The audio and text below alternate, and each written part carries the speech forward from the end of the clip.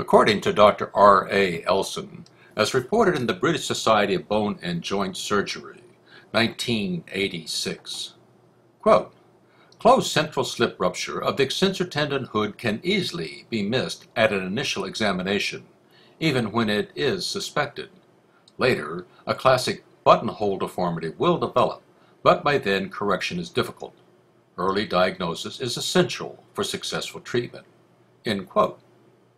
Therefore, the goal is to detect a ruptured central slip before the injured finger establishes a boutonniere deformity.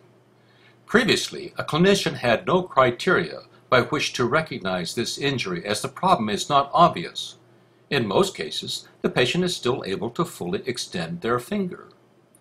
The lateral bands, after all, can still extend the distal phalanx. Dr. Elson's solution was to isolate and then test the injury by placing the patient's finger at a 90-degree angle over the edge of a table. Then, the examiner asked the patient to extend their finger. In most cases, the patient was able to do so, even if they had a ruptured central slip.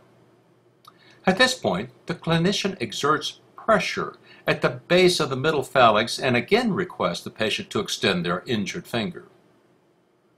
An Elson test is considered positive if the examiner feels no movement of the middle phalanx.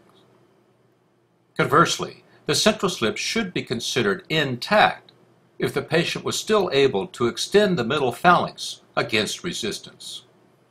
Conclusion: without a systematic approach, a practitioner can often miss this potentially crippling tendon injury. The Elson test is a simple exam that reliably detects a ruptured central slip in an otherwise normal appearing finger and should be incorporated into the initial evaluation of common hand injuries. Thank you.